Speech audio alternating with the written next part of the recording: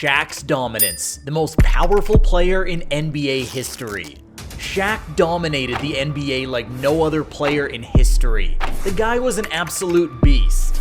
Let's take a deeper look at how good Shaquille O'Neal was during his NBA career.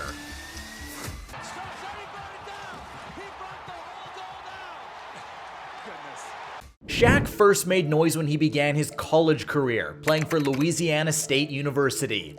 Listed at 7'1" and 325 pounds, the 19-year-old stood out like a Congo lion shopping in the vegan section of Whole Foods. What made him so special was not only how massive he was, but also how mobile and skilled Shaq was during the early stages of his career. He could run the floor like Giannis, but was way more powerful.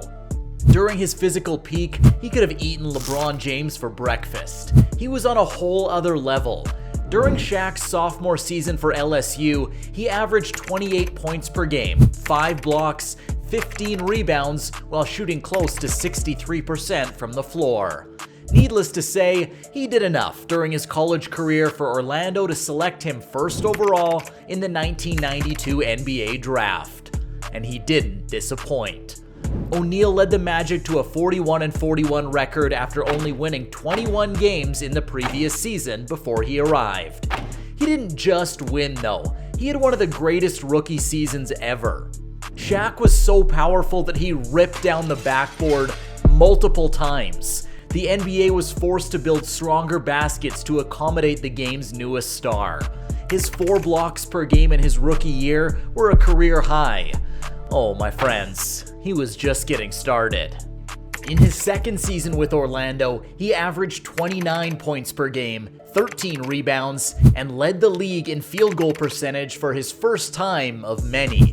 The Magic made the playoffs and only kept getting better. In his third season with Orlando, he led the team to the NBA Finals before getting ousted by Hakeem Olajuwon and the Rockets. In his fourth, he lost to a Michael Jordan-led Bulls team in the conference finals.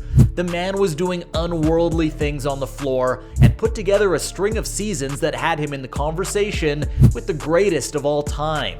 During Shaq's 4 seasons with Orlando, he averaged 27 points, 13 rebounds, 3 blocks, and had a field goal percentage of 58%.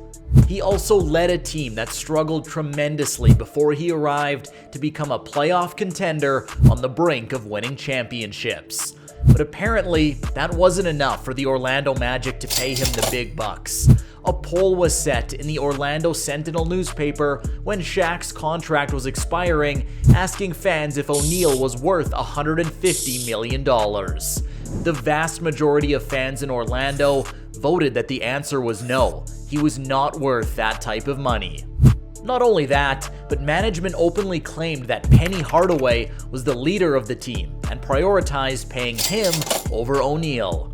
The 24-year-old superstar took this as disrespect and decided to sign with the Los Angeles Lakers for 7 years on a contract that paid him $120 million. Orlando's management must have hired Helen Keller leading their scouting department because it was clear that losing Shaq would be detrimental to their team's success. The move caused the Magic to immediately fall into mediocrity. In fact, Orlando never won another playoff series until 2008. Meanwhile, the Lakers entered an era of dominance. Shaquille O'Neal was a force for the Lakers in his first 3 seasons, but did not have the supporting cast to go the distance. Nick Van Exel and Eddie Jones were good players, but just not quite what the Lakers needed to win a championship. It wasn't until a young talent named Kobe Bryant developed into a star player that allowed Shaq to secure his first NBA title in the 1999-2000 season. What may have felt like an eternity for Shaq really wasn't all that long by NBA standards. Shaq won his first NBA title in his 8th season, at age 27. For comparison, Jordan won his first title in his 7th season, at age 27, and LeBron won his first title in his 9th season, at age 28. Shaq encored by winning another title in 2001, and his 3rd in 2002. O'Neal was by far the scariest and most dominant player in the league at the time. He probably should have won the MVP each of those seasons, but the media only gave him one. During the three-peat, Shaq was truly unstoppable. Hands down, the most physically dominant player the NBA has ever seen. Though free throws were his kryptonite, the weakness wasn't enough to bring the big man in check. The Lakers only lost 3 games in the finals during that 3-year stretch, and Shaq won the Finals MVP award all 3 years. At the time, you could make a very compelling argument that the Diesel was in the midst of a career that could qualify him as the greatest basketball player of all time. You don't believe us? Check out Shaq's resume during the first 10 years of his career. He had 3 rings and was putting up a smorgasbord of stats that had never been seen before in league history.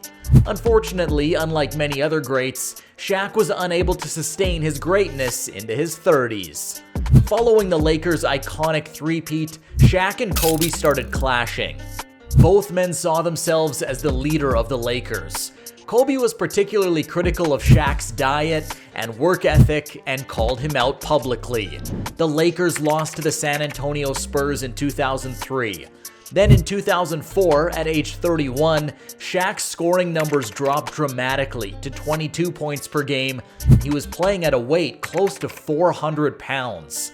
The man who previously looked like Hercules was starting to look more like Kiko the orca whale. The Lakers made the finals, but O'Neal was held in check by Pistons center Ben Wallace in a series that marked the end of the Shaq-Kobe era in LA.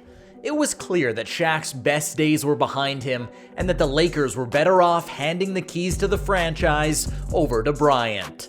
Shaquille O'Neal worked himself back into shape after getting traded to the Miami Heat and made the necessary changes to his game that benefited his new team.